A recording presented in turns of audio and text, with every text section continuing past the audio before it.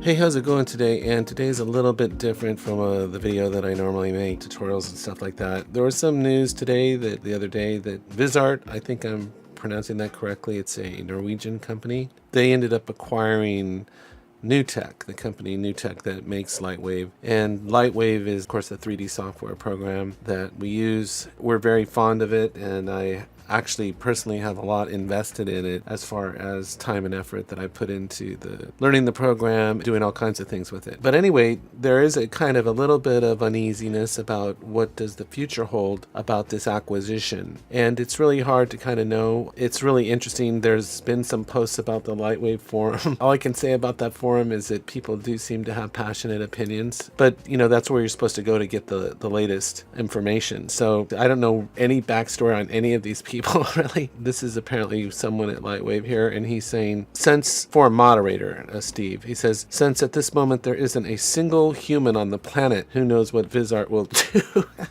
I think you make an excellent point. There may be some value in offering ideas anyway, if for no other reason that it conveys an impression of the community and their interests. But it's very early days, and I don't think fixed model, fixed forum thumbnails, etc., are the sort of out-of-the-box ideas that would get anyone excited. So what I get from that is just that we don't know 100% what's going to happen. But interesting, if you go to the very first page, you go to the very first page, I guess this is more of an official statement. So the official statement is the most immediate change all users, nearly all NewTek products can expect, and LightWave is one of nearly all, is that our development and marketing of NewTek products, including LightWave 3D, is not changed by this. As some industry analysts have commented, Vizrt and NewTek are essentially complementary companies, and putting them together creates virtually no redundancies. What results is a company with a much wider range across the media and content production industries in terms of both reach and product range. This also brings together two companies known for innovating software solutions for media and content production and blah, blah, blah. So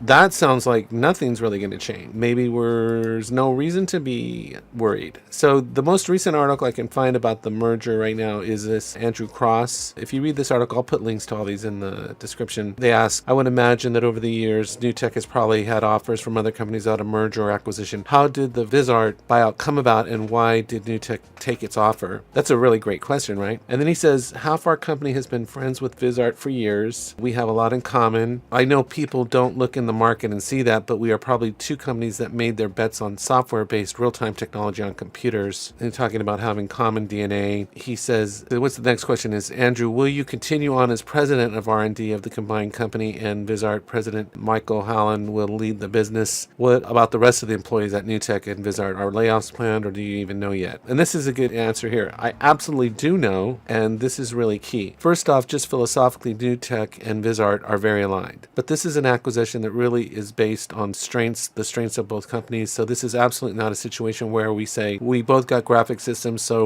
we are letting one of the graphics teams go. We are in fact both strong companies. We are both very profitable companies, and it would be crazy to mess with that. When you think about what we have as a combined entity, it's really quite mind-blowing. And then he asks, are they going to be relocating? And he says, Vizrt is very much an international company, so the answer is clearly no. NewTek is going to stay in San Antonio, and Vizrt is going to stay in Norway. When it's really hot in the summer, it means we have a good place to visit. So I guess he's going to be going to Norway in the summer.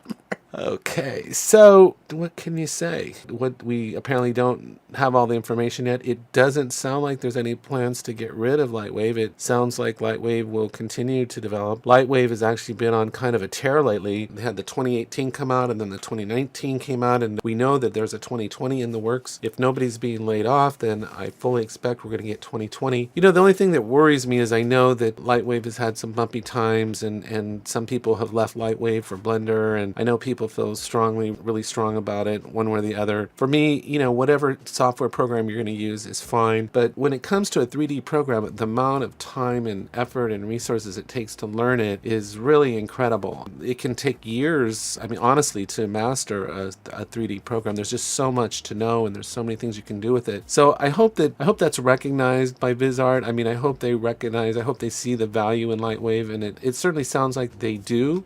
So as far as I'm concerned, I'm all in. Let's go Norway. Let's make this happen. I've seen this happen with other software programs, and the best example I have is Vegas Pro. Vegas Pro was under development by Sony, and Sony just kind of let it go. They stopped developing it with version 13, and everybody that had Vegas Pro was, I kind of feel like I felt when I had Vegas Pro 13, I was like, well, do I need to jump ship, or do I need to find a new software? No, we don't see that. We don't know what's happening. We just know that Sony's not producing new versions of the software. And then what happened is Magix, a Germany-based company, bought it, and now we're on version 16 of Vegas Pro. And as far as I can tell, it's going strong, and it's profitable for them. And so they turned the ship around by selling it to Magix. But then during that time, it was a little rocky, but they got through that, and I think the software is really, Vegas Pro at least, is really coming along. And so I see the same thing with LightWave, although I see it a little differently, where Sony wasn't putting any resources into Vegas Pro. NewTek has been. NewTek has been putting a lot of resources into trying to make up, I think, for lost time. And with the 2018 and the 2019, and then we know the 2020 is coming. So it's a little bit different situation, where it's not like LightWave is this neglected software right now. I mean, it's had its issues in the past, but now they're really putting resources into it. So it's not quite the same. It actually looks better for LightWave because it wasn't abandoned.